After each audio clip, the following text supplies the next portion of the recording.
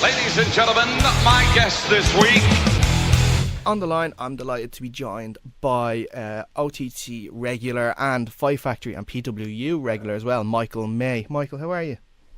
Hi, good, thanks. You? I'm not too bad. It's great to have you on. Before we go into the interview, of course, just a little over a week ago, you had a Contenders 8 where you took part in the NLW bracket championship. Unfortunately, you lost in the semi-finals to Terry Thatcher. How are you after it? Yeah, pretty good. Great experience overall. That's my second time wrestling both of them now. So Doug's always a pleasure to wrestle. So it was a dream come true to wrestle him. And then obviously Terry's a great wrestler himself, great competitor, very over with the crowd, and thoroughly enjoyed both matches. So, Yeah, you're definitely right about over with the crowd. I think that Jonah Rock match changed everything for Terry in the eyes of the crowd for sure. But it was two great matches you put on, especially the one with Doug. It was sort of like, I'd say a technical masterclass, but it's any time I see you in the ring, it always seems to be a technical masterclass. It's something that you definitely seem to work on a lot. Yeah, well, definitely. Over the last few years, three of my main trainers, Phil Boyd, Marty Jones, and Johnny Moss, that's very much their style. Phil's all of them very technical. Marty, obviously, coming from the world of sport background, you've been wrestling the likes of Johnny Saint, Rollerball Rocco, all those. So that's really what they emphasise whenever I'm training with them. Mm-hmm. With John, we're always watching, we'd be watching old tapes and trying stuff from that, and then showing us different spots and that kind of stuff. When did you become interested in wrestling?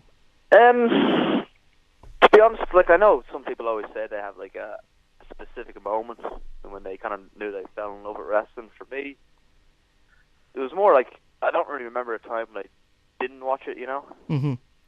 It was always just something there in my life that I was always watching, for as long as I can remember. Yeah. I'd say, for the moment that I knew I kind of wanted to pursue it, I remember sitting in my friend's house and we were watching, a WrestleMania countdown thing. And one of the matches they were showing was the Iron Man match between Shawn Michaels and Bret Hart. Mm-hmm. And then just something in that match, I don't know what it was, just I think the whole spectacle of it just kind of made me want something like that, want kind of a moment. Was Shawn Michaels a sort of wrestler that you watched most, sort of, then growing up? No, it was always obviously I watched a lot of his stuff, but it was always kind of a mix. I liked Shawn Michaels. I think initially whenever I got into it, I was a big Hardy Boys fan. I love Eddie Guerrero. I kind of grew up on the the 2002, 2003 Ruthless Aggression area. Yeah. So it was all Kurt Angle, Brock Lesnar, Chris Benoit, Eddie Guerrero, Rey Mysterio, the kind of cruiserweights. Yeah. I think that's definitely kind of influenced my style in the kind of technical style, if you'd say. Yeah, well, you mentioned certainly three there with Jericho, Guerrero, and Benoit. Especially they would be having some fantastic technical matches in the ring as well. It wasn't just all high flying and massive moves. Yeah, exactly. Yeah. Then you decide, like you said, you wanted to start getting involved in training. So tell me, what was the most difficult aspect of training at the start for you? I'd say for me, I'm quite a quiet, shy person. I'd define myself as. So the whole crowd interaction, the whole kind of coming out of your shell, being louder, being more involved with the crowd is probably toughest for me. Yeah, can understand that. I think we've had a few interviews before, and that's definitely seemed to have been a problem for a few wrestlers when they first started getting into it, was the sort of having to get involved with the crowd. But I'd say the more that you went out there and the more comfortable you became with it, and I guess probably maybe the more that you saw other wrestlers there with you interact with them as well, you probably saw what they did and maybe took some mental notes of it. Yeah, exactly. It's just one of those things. Just the more you do it, the kind of easier it becomes. Yeah. Excellent. So tell me then about your first ever match in front of a crowd then. I made my debut in a Rumble in 2000. 2013, I think it was. Okay. 2013.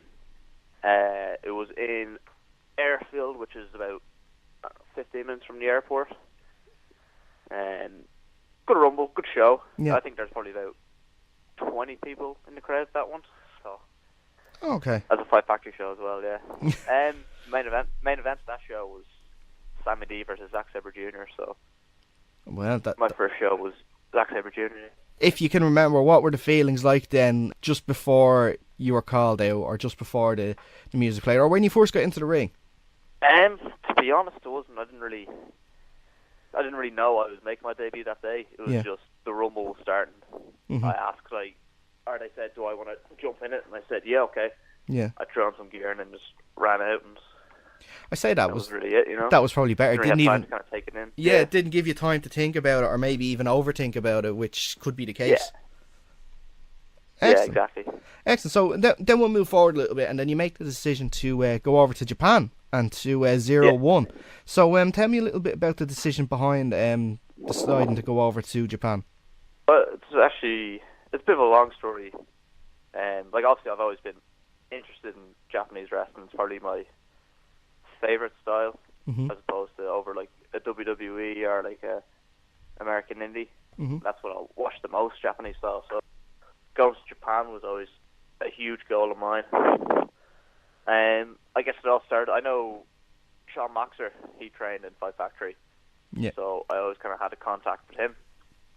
I'd be chatting to him a lot. And then, so it started. I'd always been going over to Marty Jones and Johnny Moss to train a lot. So I'd be going over there probably in around 2015, 2016. I'd be going over there every single month, like flying myself over to train. Yeah. Just hoping to get, because in Ireland you wouldn't be getting a lot of shows, like maybe one every 3 months back then. So I just wanted to work more. I knew that's something I had to do if I wanted to improve. So eventually I was doing that, and then I got offered to go on the summer camps for work for Brian Dixon and All-Star Wrestling. I got offered to do that. But then 1 week after I got offered, I broke my foot. Right. So I wasn't able to go over.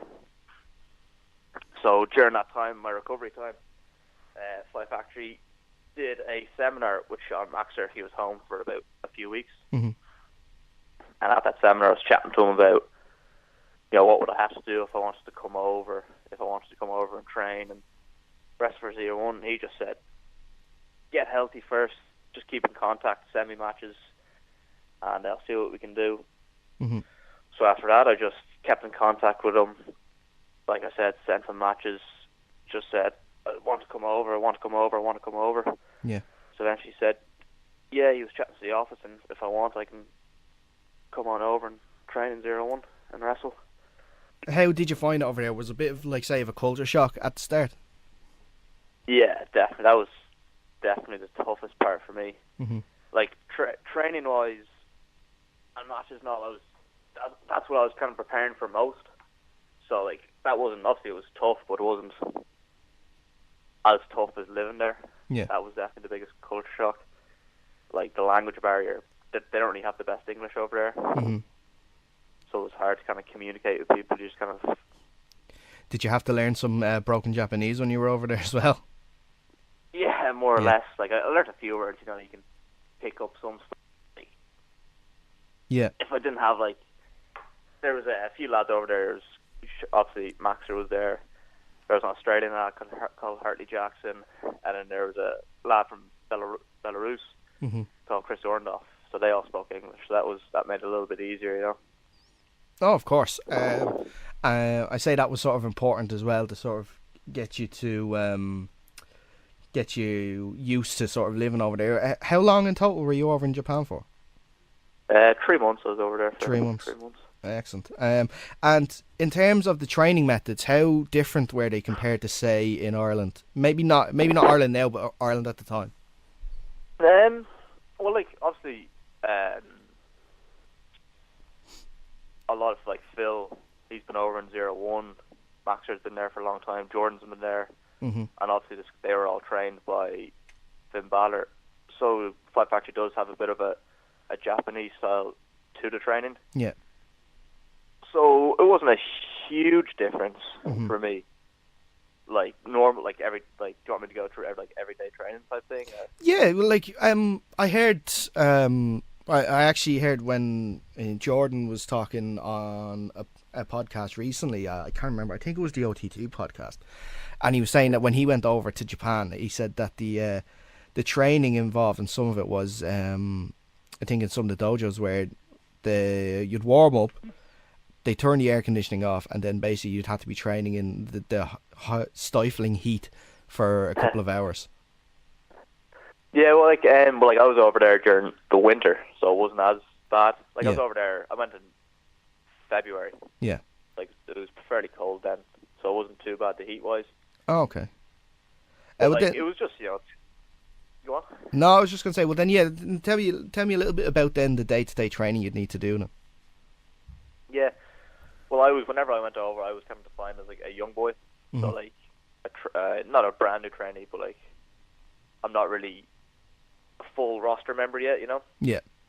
So training would start at 11, but I'd have to get there for 10 to clean the dojo, you know, like clean on the mats, Yeah. tidy up the office, all that kind of stuff.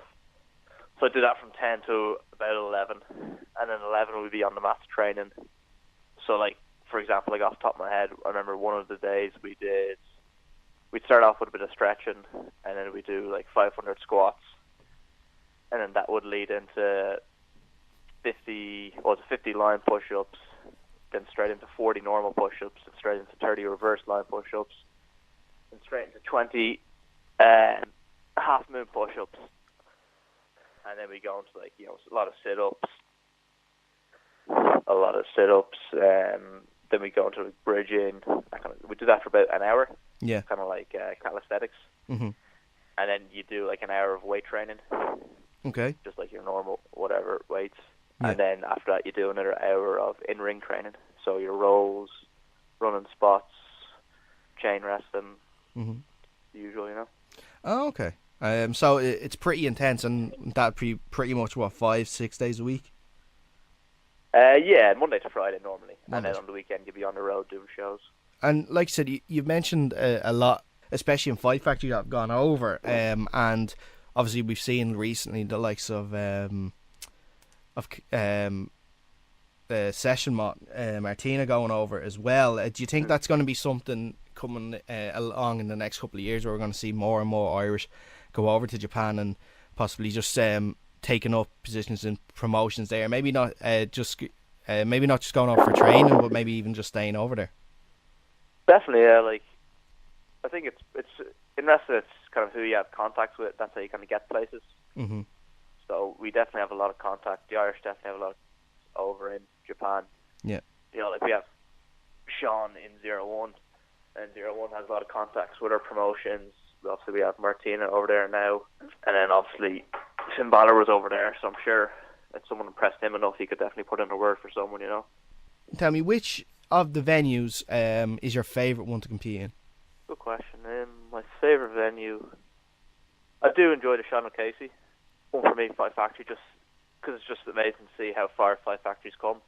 What was the last show? We had probably about 200 people there, put on a great show. While I'd say this time 2 years ago, we were doing shows in front of about 20 people. Yeah. So to see that is pretty heartwarming. Mm-hmm. Obviously, I've had some great matches in the Ringside Club for Contenders. Yeah. That's always a great venue. In Japan, there was one called Shinkiba. It's like 20 minutes from our dojo. Yeah. It's got like a wrestling show every single night there. So it's like a hotbed for Japanese pro wrestling. One venue there that you left out, and I actually want to talk about it because it is seen as sort of, say, the mecca of Irish wrestling at the moment, and that's Tivoli. And of course, you made your debut there at the gaff party against Zach Gibson. Just tell me a little bit about what it was like. First of all, hearing the reaction that you got when your music played. Yeah, no, it was pretty great to hear. You know, like, definitely seems like I'm doing something right if, you know, people are cheering me on. way. Yeah, I think So, one or two seem to like you, all right, at least anyway. yeah, definitely. No, but no, that was obviously a fantastic experience to be able to make the Tivoli debut, to get that on my belt, and to do it against one of the champions, Zach Gibson. That was great to wrestle him. Great experience. So, of course, you have loads of shows coming up over the next couple of weeks. The one that's closest, of course, is PWU this weekend, which is going to be you against actually one of your head trainers, Phil Boyd. Yeah, definitely. It's definitely a dream match for me to be able to wrestle Phil. It's our first time one-on-one. Yeah. Like, I've had a few tags and triple threats and stuff with him, but very much looking forward to this Sunday against Phil. Yeah, and of course there's obviously Scrapper Mania and Contenders 9 coming up on the same weekend as well. I'm sure we're definitely going to see you on, if not both, at least one of those shows. Yeah, like I said, moving on. Just announced actually this week as well that Fight Factory have announced a date for their episode 5, June 1st. Hashtag Irish Underground style. Back in the Sean O'Casey as well. You look forward to the show? Oh, very much so. I found out my match the other day, but I can't tell yet. But I know it's going to be a very, very, very, very good match, and I'm very, very, very excited for it. You can't give a hint, no? No, I don't no, I won't make it. It's fine. I'm not going to get you in trouble. Excellent. So we know then we're going to be seeing you on the show, which is great. So obviously we have all those shows coming up. But what goals have you set for yourself now for the rest of the year? To be honest, I don't really set any specific goals. Mm-hmm. Obviously, I just try to keep doing what I'm doing. Just keep working as hard as I can. Keep making as many contacts as I can. Keep having as many good matches as I can. And if I keep doing that, then hopefully that will lead to something good. Okay. Obviously, I'd like to get abroad a bit more as well. Yeah. I think I'm going over to England in June to wrestle Marty Jones, one of my trainers. He's running the show, so I'll be going over to that. Excellent. I think I'm going over to Belgium in September to wrestle. Excellent. So there's some of the abroad dates I have at the moment. Hopefully I can get a few more now. Yeah. Everything's going pretty fantastic at the moment. For sure. Delighted to hear. So, as we end the interview, there's a few sort of fantasy questions now that we normally ask our interviewees. Now I gave you them ahead of time, so hopefully maybe I gave you a bit of time to maybe think of the answer for them. But there's three that I know I gave you two, but I threw one more in there as well, right? So I'll leave the curveball one, the one that you don't know about till last. But the first one is okay. So if you could have any fantasy matchup against any wrestler, alive or dead, who would it be? For that one, I've probably got a few people. Okay. I'd definitely like to have a few fantasy matches with. I'd say someone would be like Dynamite Kid would definitely be one of them. Mm-hmm. Obviously, Finn Balor is definitely another one. And then some like the Japanese guys I grew up watching. So like Super Delphin would be one. Okay. There's a lad in Noah called Ricky Marvin. I'd love to wrestle him. Yeah. And then when I was over in Japan, I wrestled Otani. I wrestled him in a tag match and teamed with him, but I never got really a singles match. Mm-hmm. So I'd love one of them. Okay. Probably like obviously Jordan Devon would be another one. Yeah. I'd love a one-on-one with LJ Cleary. We haven't really had one of those, like a properly advertised one. You haven't had a one-on-one with LJ yet? We've had one-on-ones, but like not in this new kind of wave of Irish wrestling, if you know what I mean. Like the kind of since like the Contenders days and all. Yeah. Oh, that's definitely one then I have to see. I think we all should definitely see. All right then. So we've got your fancy matchup. So who would be your fancy tag partner then? That was one kind of a fancy tag partner. Maybe someone like I don't know, like Owen Hart. I love to tag with. Mm-hmm. Same again. Like probably my fancy matches would be similar enough to my fancy tag partners. Like I'd love to team up with like an Owen Hart or a Dynamite Kid, or even like a British Bulldog, Mm-hmm. those kind of guys, and maybe even tag up with Lee as well. I think that'd be a good match. If we were a tag team. The Legit Blaze or something, would we call it that? Would that be the name of the tag Something team? like that, yeah. Maybe team up with Dom Tuck or something. What? Yeah, Dom Tuck and Michael May. I don't know. Could you pull off the cardigan?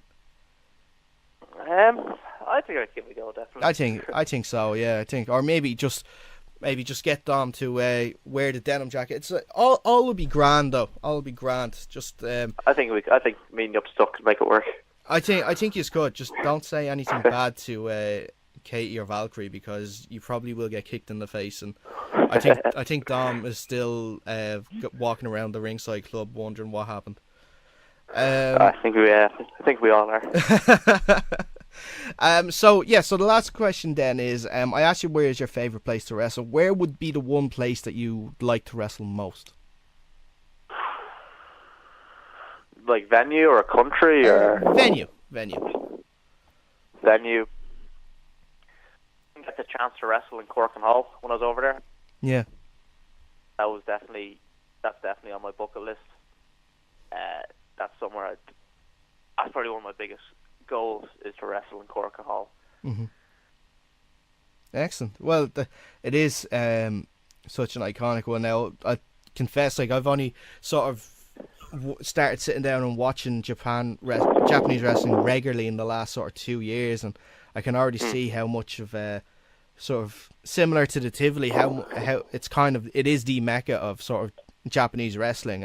Obviously the Tokyo Dome is synonymous as well, but that's more synonymous for the bigger shows. But for Corrigan Hall, just for that, I think I remember hearing like normally tickets to the shows are free, but you have to wait in line, and people leave like newspapers out in line or something to hold their spot, and no one ever takes their spot. No one ever tries to jump the line at all, which I think is incredible. Yeah, that's definitely something. I could believe like the Japanese are extremely polite. Would be a good way to sum them up. Extremely polite and extremely just genuine people. Mm-hmm. So yeah, I could definitely believe something like that. Yeah, excellent. Well, look, listen, Michael, it was great having you on today. Of course, good to be here. PWU this weekend against Phil Boyd. There's still some tickets available for that as well. And you have, of course, Contenders 9 coming up as well in May 13th, of course, May 12th, the Scrappermania as well. There's still some tickets available for that. And then, of course, like we said, just announced this week, hashtag Irish Underground Style, episode 5 of Fight Factory, June the 1st. Also, that's on a Friday night as well. Are tickets available yet for that? I'm not too sure. Not yet. They'll be released during the week. Excellent. So, excellent. They'll be fantastic shows. Everyone should come see them. For sure. Once again, it was great having you on, and best of luck with the rest of the year, and I'm sure we'll be speaking again soon.